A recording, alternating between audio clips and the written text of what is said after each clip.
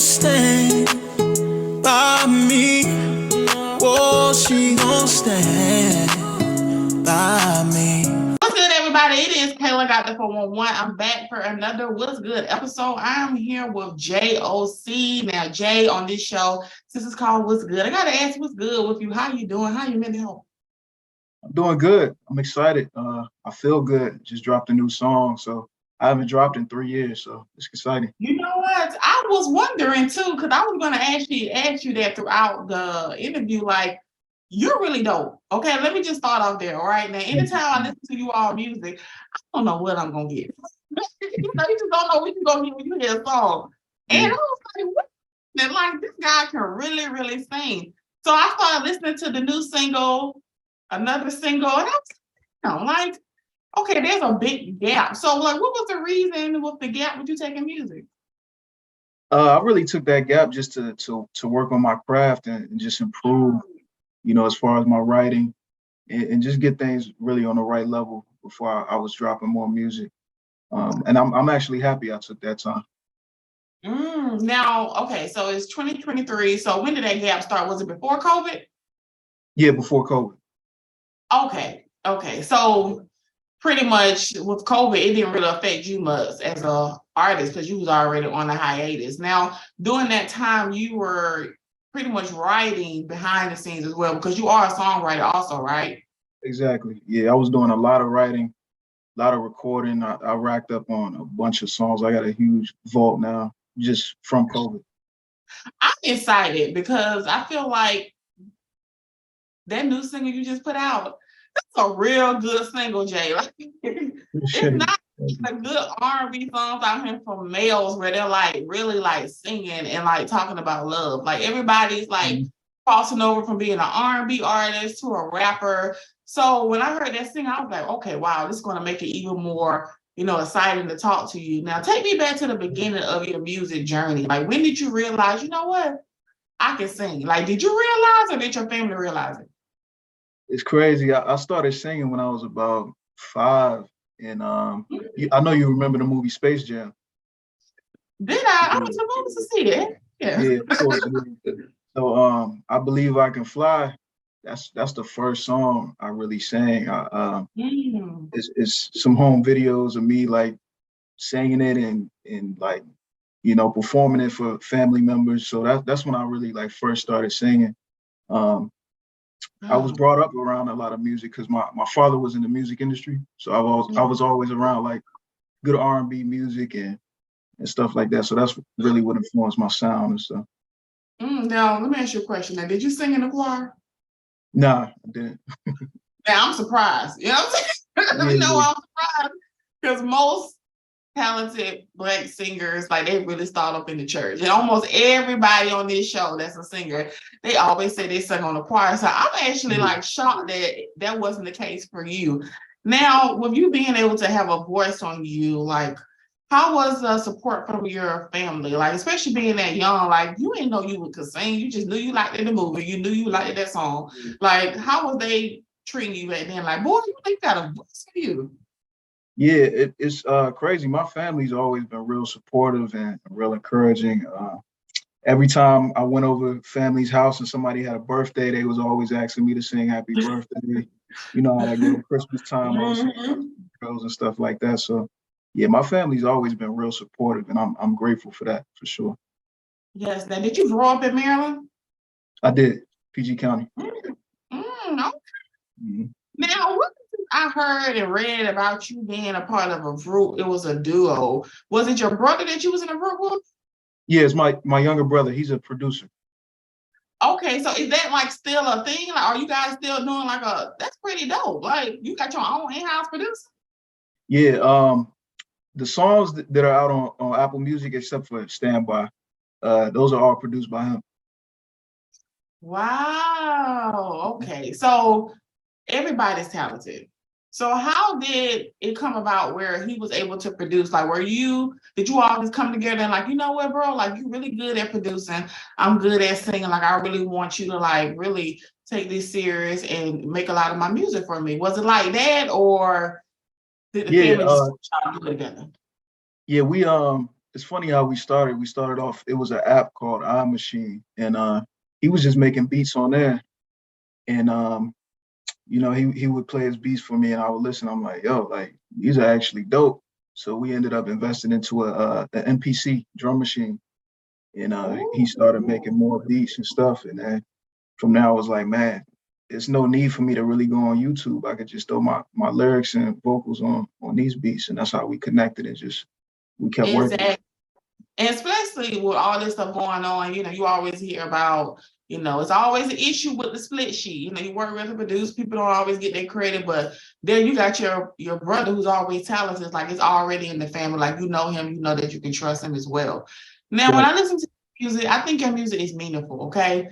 And what I mean by that, I just feel like R&B music used to be like about, like you're supposed to be able to feel the lyrics, you're supposed to be able to feel the passion in an artist's voice. Now, how is it for you navigating through this TikTok world, this trendy world where everybody's putting out quick music and not really sticking to the true heart of R&B? Like, how are you navigating through that? Is it easy or is it hard?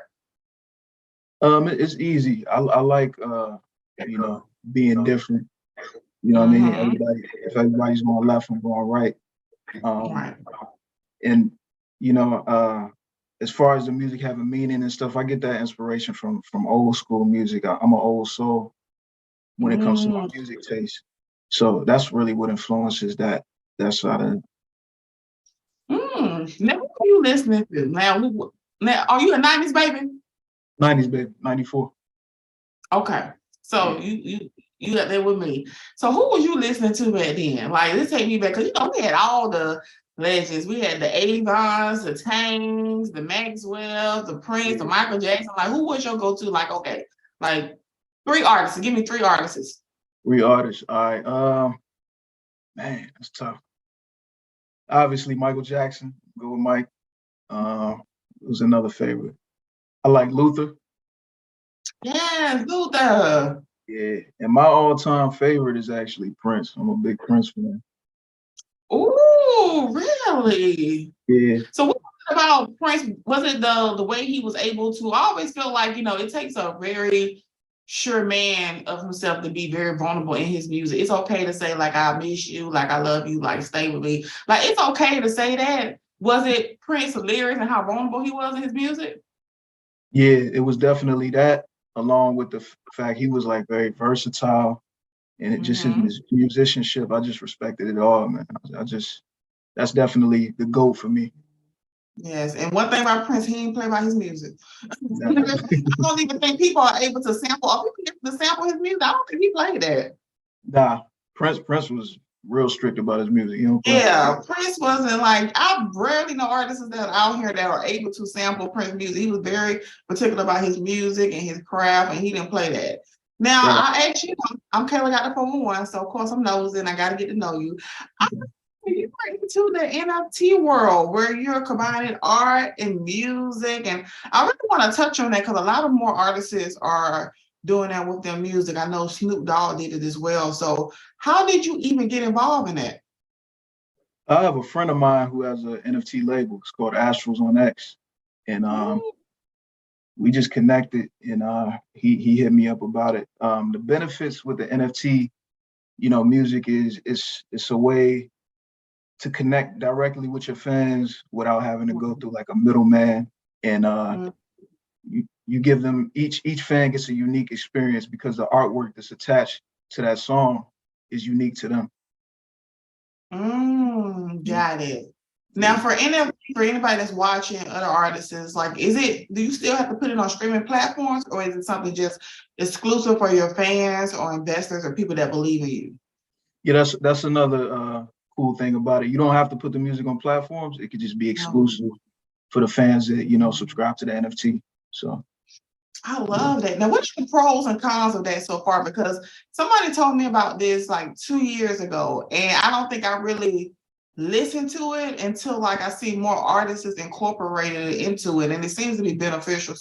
So far, what would be the pros and cons that you have discovered since you have been using it to put out music for your exclusive fans? The pros so far, like I said, you can go directly to the artist, meaning like I don't have to go through really go through a label as far as, splitting the royalties and stuff like that. That's good. Keep going. Yeah, more pros is I can release. I don't really have to stick to one genre or brand. You know what I mean? I could just release whatever type of music I want to. Yeah. As far as the cons, I haven't really experienced any cons yet, to be honest. That's a good thing. I think that's a really good thing, especially it's crazy to me how so many artists are still like being like taken advantage of when it comes to these deals. Now, are you currently signed or are you still independent? Independent, totally independent. Now, and do you plan on staying independent? I do. I think that's dope. Yeah, I really think that's dope. Have you had anybody approach you because you are not only are you a dope singer, but like songwriters are really, really, really needed right now. Like there's a songwriter drought because most people are putting out their own music, they're not really going through the labels anymore. And that's a great thing, I think, for independent artists, but for corporations, it sucks, because their whole deal is to make money off the talent. Exactly. Yep, I've been approached a few times by labels and stuff, but I've always wanted to just remain independent. A big example would be like Brent Faiyaz. That's another one of my favorite artists. He's been independent, and I've seen the success that he's had. So I'm just like, what's the point of signing? He's still independent. I believe he is. Yeah. To this day. Whoa! Wow. Yeah. That's dope. And I know Russ is independent, and I think it's definitely.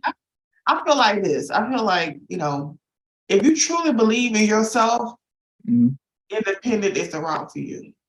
Exactly. If you have like doubts or something, I understand, like, people got needs, those advances sound real good when, rent and car note do, but I always feel like, if you really believe in yourself, the independent route, it'll definitely play out long term for a lot of you artists. So I think you're a really wise guy. What's your zodiac sign? I'm a Scorpio, Sag. I'm on the cusp. Oh, okay. That explains why. Scorpio, though. Okay, that explains why you're so talented in music, vulnerability in your music. Like, I always ask y'all that because I'm always curious. And now we're going to take a little moment to get to know you. I'm going to ask you a few questions, either or. I'm going to throw in just some regular questions in there as well. They all are fun. You just got to answer either or, okay? You ready? Cool. Let's go. So the first one, FaceTime or text? I'm definitely a text guy. I knew he was gonna say that. You don't like people just randomly FaceTime you in the middle of the day? Like, nah. Yeah, nah. It really depends on who it is, you know what I mean? But mainly, I'm a texter. Yeah. Yeah. Then next, are you a city boy or a lover boy? I mean, I'm a lover boy for the right one. See, that's that writing. Very clever. Next, pen or freestyle? Man, that's a tough one. Freestyle. Okay. Figure that. So a lot of your songs are probably like this freestyle, just based off how you feel. I can definitely get that as well. You can always tell, like, you know what I mean, when you can tell when somebody reading off a paper. Yeah. Yeah. You can almost, somebody's really like feeling it, like you can almost, like their words are almost like coming out so naturally and beautifully. Next, home cook or takeout? Home cook all day. Okay, now do you cook or you just like other people that cook? Nah, I don't cook. I just like other people. Got it. Yeah. Now, if you could play your music for any artist, dead or alive, who would it be? How many can I give you? Just one? You can give me like 3 to 5. 3 to 5, okay. Well, first of all, Prince, of course. 2, definitely Luther. Let me see, I'm gonna go with somebody different. Dino from H-Town. Oh. Yeah. Oh. Now, have you met Dino? Because Dino is still like doing things in music, right? No, Dino passed away, actually, unfortunately. Yeah. Really? Oh, you cutting out? Say that one more time. somebody from H-Town is still like producing and making music, right? Yeah, Or is it done? that's his brother and the other member. Yeah, they still Okay, because I remember I came across something on TikTok where I think they was doing a show. Okay, that's a great pick. You know, Prince is real. Prince is just so shady. I'll be scared of playing my music for him. No telling what he's gonna be saying. Now, next, what's one thing you would not stand by for somebody to play off your new single? So something that you're dating, a friend, or family member, where like they did it, like you're not gonna stand by them. Oh yeah, infidelity for sure. I gotta go. That's a good answer. Good answer, yes. Now you don't do that, do you now? No, not at all. Oh, okay. Now we're gonna go ahead and just slide on into the latest single, Stand By You. It's a beautiful single that you just put out. So tell me the inspiration behind it. I just love the cover art and everything like a part of it. Like how did you come up with that? Well, man, when I heard the beat, it was the chord progression that really inspired me to do that standby flip. And you know, I was a little nervous at first because that's such a classic song, you know, and when I was attacking that one, I'm like, man, I gotta really make sure I come with something kind of unique and fire. So I wanted to make it about, you know, relationship. And the original song's not about that. And I just wanted to make it cool to stand by your partner and be loyal. Cause you know, nowadays a lot of the music is about, you know, being a player, being a city boy, city girl, like you said. So I wanted to make relationship cool again. And even when I played the song, I was like, okay, because it just came out. This is newly released, everybody. Yeah. So when I played the song, I was like, oh, like that's one of the ones like, dang, you gotta really be bold to touch that. But the way you flipped it on it, I think that's, you know, a lot of times people say, oh, we are tired of people touching classics. But when you touch a classic and you put your own spin on it, like that's what makes it beautiful. You're not taking away from the original song. You're not biting away from the original song. And I think that's what makes it beautiful. Even though it's like when you listen to it, it'll come to your mind, but you did it such justice. It doesn't sound like, okay, he just stole the whole song on it. And I think that's really dope about it. Now, who was the producer that even put up the beat together? Because we got to give him some credit too. Yeah, the producer's name is Adelso. And yeah, that's actually a beat. That's one of the few that I found on YouTube, and I heard that I was like, man, I got to do something on this one. Really, you found it on YouTube? Yeah, that's actually a YouTube joint. I swear, it's so many talented like producers and DJs out here that they just sitting out there just waiting for the right one to do their beat justice. And I think it's really important for more, you know, artists and producers and definitely come together. That's why I always encourage artists to, you know, step out, you know, try some other different producers and, you know, see what the feel and the vibe is. Now, what's the whole rollout plan for this song? Because this is a beautiful song, Jay. Like you gotta do a video. Like this is too beautiful a song not to put a video out. Is that your plan for the year? Yeah, I got a video coming real soon, hopefully within the next like 2 to 3 weeks. I'm gonna do a lyric video for it. I'm gonna do a visualizer. I'm gonna throw some challenges in there, like maybe an open verse challenge or, you know, some TikTok stuff. Yeah, all of that. Yes, I love that. Now, I think, you know, it's nice to have, you know, males on here that do music. Now, I want to get your opinion on this because you are part of the music industry and part of the R&B world. Like, do you think that R&B is dead? If you all recall, you know, Diddy made some comments maybe last year that he feels like R&B is dead. But you are an R&B artist who still puts out music. Do you feel that way, being a part of it and looking in? I definitely wouldn't say R&B itself is dead. There's a lot of great R&B artists out here, male and female.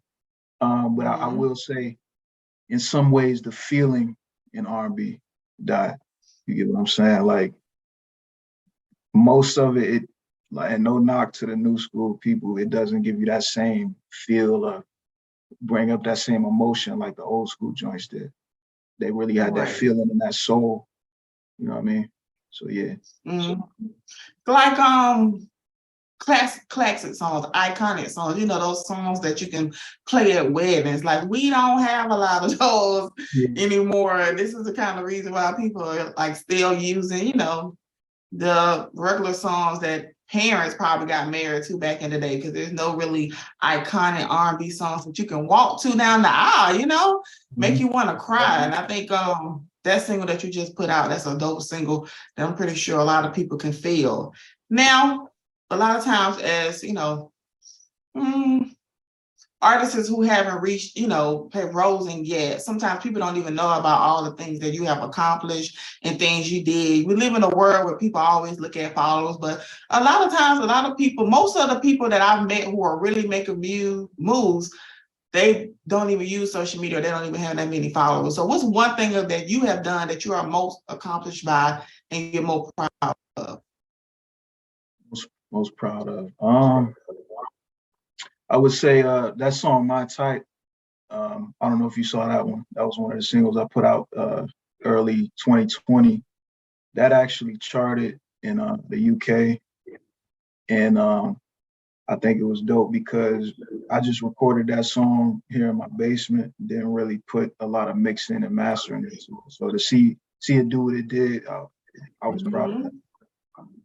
That's so dope. And one thing about the UK, I feel like the UK, they really are big and they appreciate music a lot more than we do in the US. I kind of feel like we just kind of spoil. People in the UK, they sometimes have to wait like years just to see their favorite artists. Like, they always get the leftovers. So when they really like a song, they're gonna stick by it. If you're doing a show, they come into it. They always really support a lot of artists. So what's next for you? I know we kind of like, well, we're about to be into March soon, but what's next for you for the rest of the year? What can we expect from you? Next, I'm gonna come with an EP. I'm gonna follow up with an EP. I probably will drop like 2 or 3 more singles, and then I'm gonna come with a full project. And yeah, hopefully people feeling that. I'm gonna put a lot of work in it. Yeah. I'm looking forward to it. I really, you know, love your music. I love that single. And I'm definitely always here to support as well. I'm definitely looking out for that lyric. I'm a big sucker of lyric songs. I need to get on YouTube and be able to go along with the lyrics, especially when I love the song. So I'm really looking forward to that. I want to say thank you so much, Jay, for, you know, being on the show. Brandon has sent another talented artist my way. Thank you to Brandon Jarrell. So thank you so much for being on. How's that? Chill, cool, boom. We're about so fast, right? Thank you for having me.